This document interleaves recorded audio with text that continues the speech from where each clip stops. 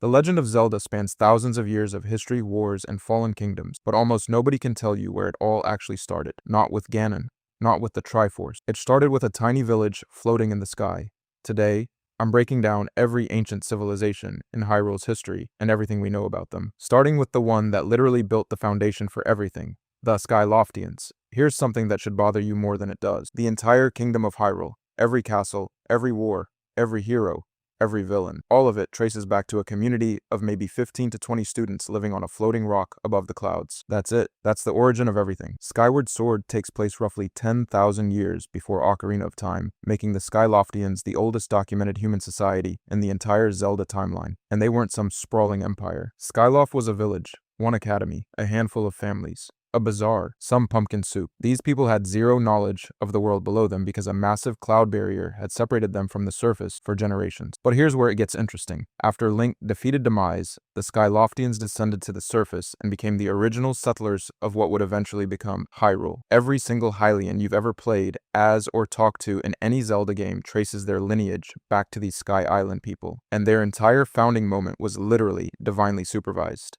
Phi, the spirit of the goddess Sword herself, guided them through the most pivotal era in their history. You can even see their fingerprints on later Hyrule. That blue, white, and geometric architectural styling the Skyloftians used, fans have spotted echoes of it in Hyrulean design traditions across multiple games. The kingdom never fully forgot where it came from. The wildest part is that fans constantly overlook Skyward Sword, despite it being the literal genesis of the timeline. People argue about Ocarina. They debate Breath of the Wild, but the real starting line is a humble sky village that fell to Earth and accidentally built a kingdom. But the Skyloftians weren't the only ancient civilization operating during that era. Deep below the clouds, something mechanical was already stirring. The ancient robots. 10,000 years is a long time for anything to keep working. Your phone dies after 2 years. Your car lasts maybe 15. But the Guardians? These things have been patrolling, targeting, and firing laser beams for 10 millennia with absolutely nobody maintaining them, and that fact alone should make you deeply uncomfortable. The Guardians were built by the Sheikah civilization as weapons against Calamity Ganon. Every single one of them was purpose-designed for a specific combat role. Stalkers, the six-legged nightmares that chase you across open fields. Turrets,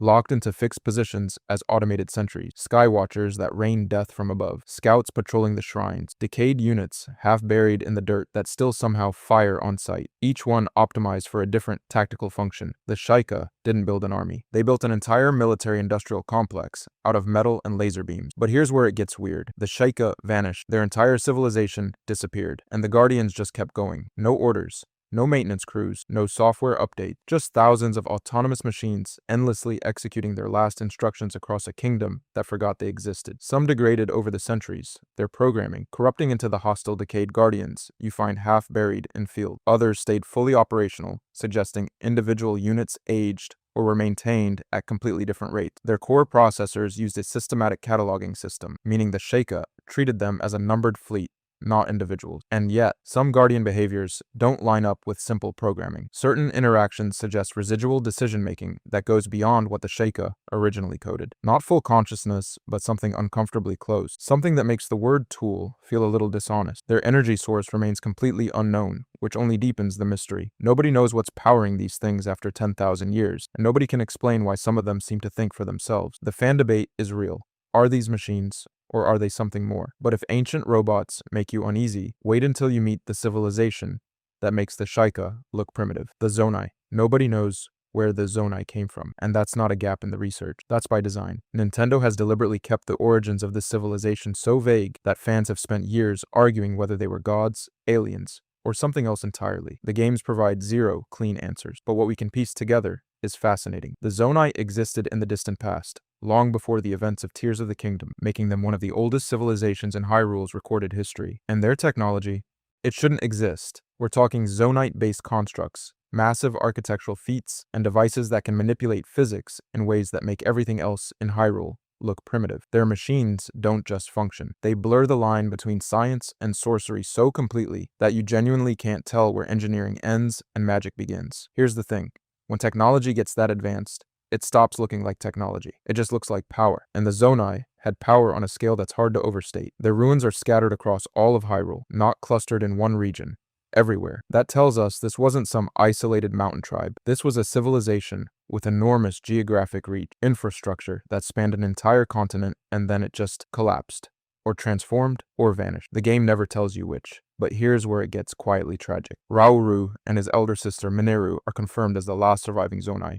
Let that sink in. An entire civilization, untold millennia of history, technology that borders on divine, all reduced to two people. Rauru isn't just a king, and Mineru isn't just the sage of spirit. They're a living extinction event, the final remnants of a people who built wonders across the world and then disappeared so completely that only their crumbling ruins remain. And the debate over what the Zonai actually were continues to this day. Extraterrestrial visitors, divine beings who descended from the heavens, an evolved subspecies of something already living in Hyrule. Every theory has evidence. None of them have proof. But if the Zonai represent ancient mystery, the civilization coming next represents ancient precision, because the Sheikah didn't just build technology that lasted. They built technology that worked perfectly for 10,000 years without anyone maintaining it. The Sheikah. Everyone knows the Sheikah as Hyrule's loyal shadow warriors, the silent protectors, the eyes in the dark who serve the royal family for millennia. And that's true. But it's also the most reductive way to describe what might be the single most advanced civilization Hyrule has ever produced. Let me explain. The Sheikah have been documented as far back as Ocarina of Time, where they appear as a dwindling clan of warriors and advisors bound to the Hylian throne. Their eye symbol is stamped across Hyrule like a watermark, appearing on temples,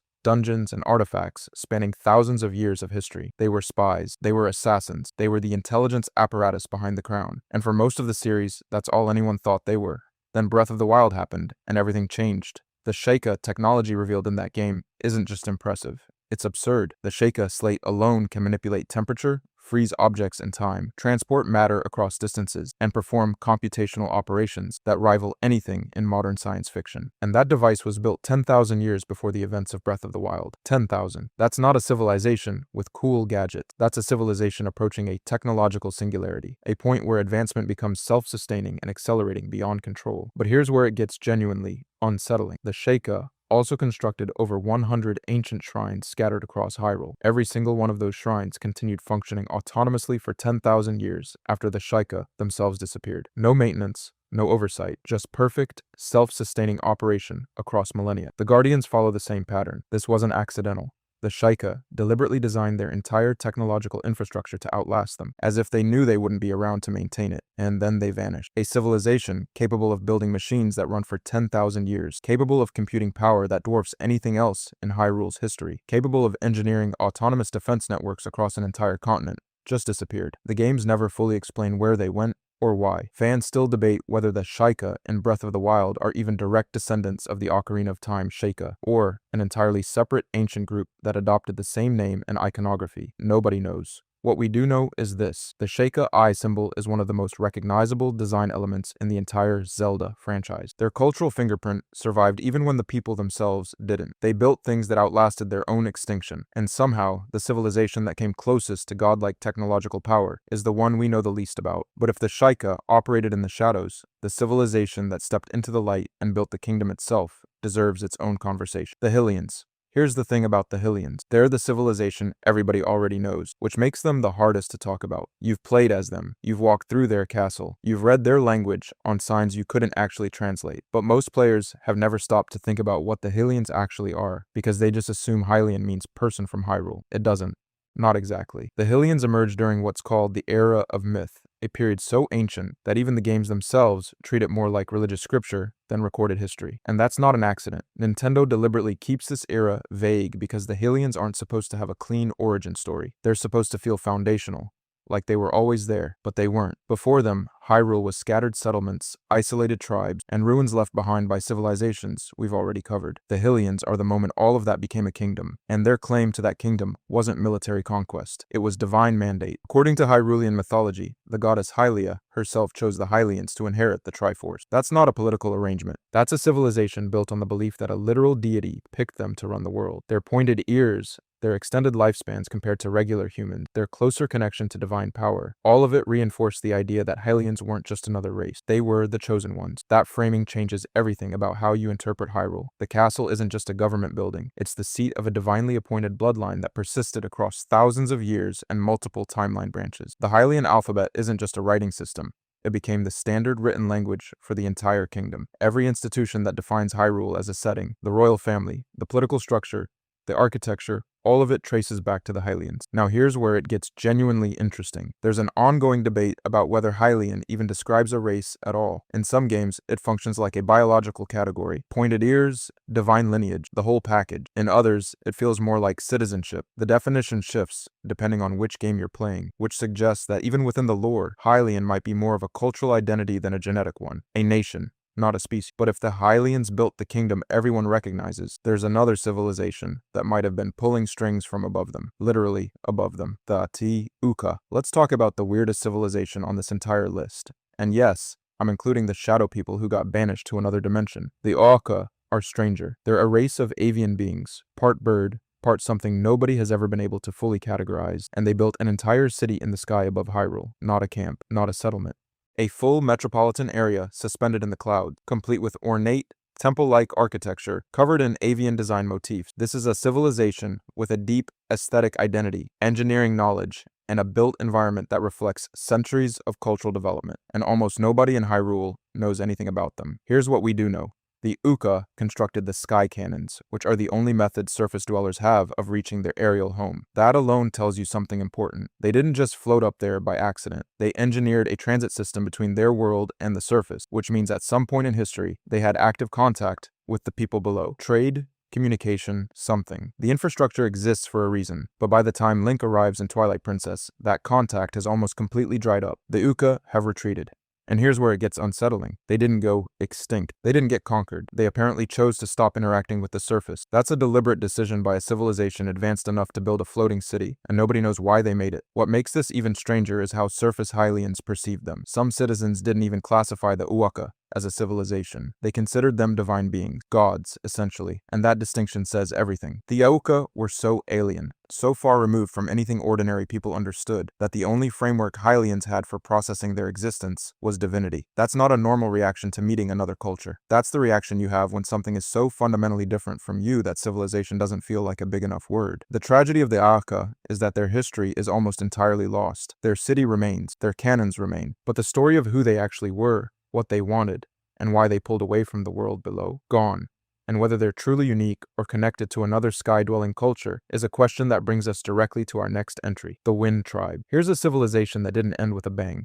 No catastrophic war, no divine punishment, no sealed dimension. The Wind Tribe just faded. And honestly, that might be the saddest fate on this entire list. The Wind Tribe were an ancient aerial civilization with a deep connection to wind magic. They inhabited the cloud tops and maintained settlements completely independent of anything happening on the surface. No reliance on Hyrulean geography.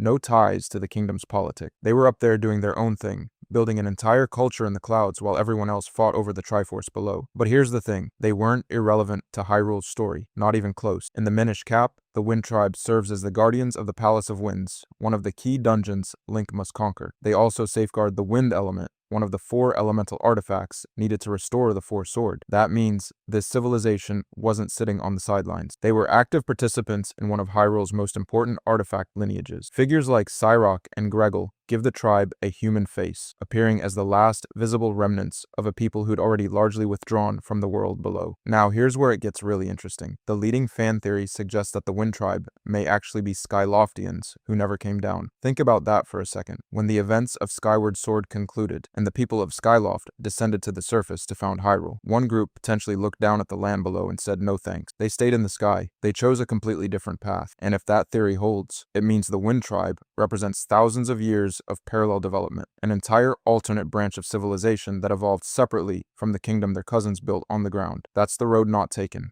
One group descended and built a kingdom that would be fought over for millennia. The other stayed above the clouds and slowly, quietly, thinned out over the centuries. No dramatic extinction event, no villain responsible. Just fewer and fewer people, generation after generation, until only scattered descendants remained. It's a different kind of tragedy. Most Zelda civilizations get a dramatic ending. The Wind Tribe got a slow goodbye. But if a civilization that faded into the sky sounds bittersweet, wait until you hear about one that's been hiding right under your feet this entire time, the Minish. Here's something that should bother you more than it does. One of the most legendary weapons in Zelda history, the Pikery Blade, later known as the Four Sword, was forged by people small enough to stand on your thumbnail. The Minish also called the Pakori, are no bigger than a thumb. That's it. Thumb-sized civilization, culture, architecture, and magical sophistication that most of Hyrule doesn't even know exist, and they've been there for thousands of years. The Minish live in fully developed settlements hidden throughout Hyrule, primarily in the Minish Woods and Minish Village. We're talking complete communities with buildings, social structures, and culture, all scaled down to a size that no Hylian would ever notice unless they literally shrank themselves to see it, which, by the way, the Minish can make happen. They possess the ability to temporarily shrink humans down to their size, which is a level of magical capability that most full-size civilizations in Hyrule never came close to achieving. Let that sink in. A species you could accidentally step on has more advanced magic than kingdoms with armies. But here's the detail that really makes the Minish special. They don't interact with the surface world the way other civilizations do. Hyrule Town holds the Pickery Festival every year to celebrate them, but the Minish door, the actual gateway between their world and ours, only opens once every 100 years. That's it. One window per century where humans and Minish can truly cross paths. The most polite, low-key way any civilization has ever maintained its own existence. No wars, no territorial disputes, no political drama, just a quiet connection point, and then back to being invisible for another 100 years. And yet their contributions to Hyrule's history are enormous. They forged a weapon that became central to the entire Four Swords storyline. They've been quietly living alongside human civilization for millennia, without ever being conquered, absorbed, or wiped out. That makes them genuinely unique among Hyrule's ancient cultures. Every other civilization on this list either rose and fell,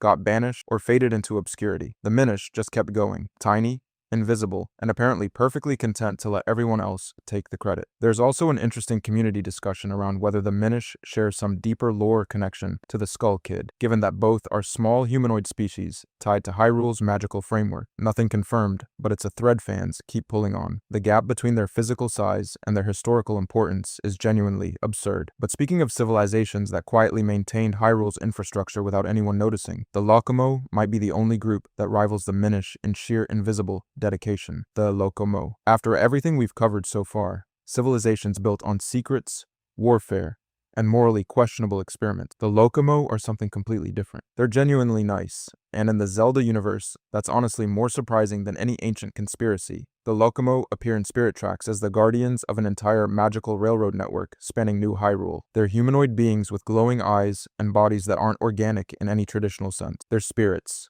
Not ghosts, not monsters, not construct. Spirits of the rails themselves, bound to the infrastructure they protect. And that infrastructure, it's not just a transportation system. The Spirit Tracks function as both a physical railway and a spiritual barrier, holding back ancient evil while simultaneously connecting every region of the kingdom. Most citizens ride the trains without ever understanding what's actually keeping the tracks running. They just assume it's normal. 5 cardinal Lokomo spirits are documented, each responsible for maintaining a specific regional section of the network: snow, fire, sand, ocean, and forest. Ocean. That's a clean, deliberate organizational structure. These aren't random magical beings scattered across the map. They're positioned with purpose, each one assigned a territory, each one fulfilling a specific protective role. That suggests planning, that suggests civilization. But here's the detail that really sets them apart. The Lokomo communicate through music, specifically pan flutes and melody-based language. Their entire culture, their interactions, their way of connecting with each other and with Hylians is built around song. Think about that for a second. Imagine a civilization whose entire mode of communication is melody. Most Hylians would hear it and think it's decoration, background noise. But for the Lokomo, it's speech, it's identity, it's everything. And they did all of this in near total secrecy. Most Hylians had zero idea the Lokomo even existed until the events of Spirit Tracks forced them into the open. That means this civilization maintained critical infrastructure for the entire kingdom for millennia without ever asking for credit, without ever demanding recognition, without ever once becoming a threat. Zero documented hostile actions across their entire recorded existence. That makes them arguably the most benevolent non-human civilization in the entire Zelda series. Now, the classification question comes up again. Are the Lokomo a real civilization, or just magical constructs with personality? We asked the same thing about the ancient robots, but the Lokomo make that question harder to dismiss. They sing, they protect, they communicate, they care about the people they're guarding. That feels like more than programming. That feels like purpose. Spirit Tracks is one of the less celebrated Zelda games, and honestly, the Lokomo deserve far more attention than they typically get. Their true origins remain largely unexplained, and we may never get a deeper look at their history. But what we do know paints a picture of something rare in Hyrule, a civilization that only ever wanted to help. But if the Lokomo represent the gentlest civilization on this list, the next one represents the exact opposite, a group so dangerous that the goddesses themselves had to step in and erase them from existence. The interlopers. Every civilization on this list chose its fate. They rose, they built, they fell. The interlopers didn't get that luxury. Their fate was chosen for them, and what happened to them is the single darkest thing the Golden Goddesses ever did. Roughly 4,000 years before the events of Twilight Princess, a tribe of powerful magic users attempted to claim the Triforce. That's it. That was their crime. They wanted the same artifact that literally every major player in Hyrule's history has pursued at one point or another. Ganondorf wanted it. The royal family hoarded it. Link himself has wielded it. But when the interlopers made their move, the goddesses and the Hylian royal family combined their power and delivered a punishment so extreme it rewrote what these people were on a biological level. They were banished into the Twilight Realm. The Mirror of Twilight was sealed as the only gateway between their prison dimension and the world they lost. And inside that realm, cut off from Hyrule for centuries, the interlopers didn't just survive. They transformed. Their bodies changed. Their identity changed. Their entire species changed over generations of isolation, eventually becoming the Twilight, a people so fundamentally different from their ancestors that the connection feels more like mythology than lineage. This wasn't imprisonment.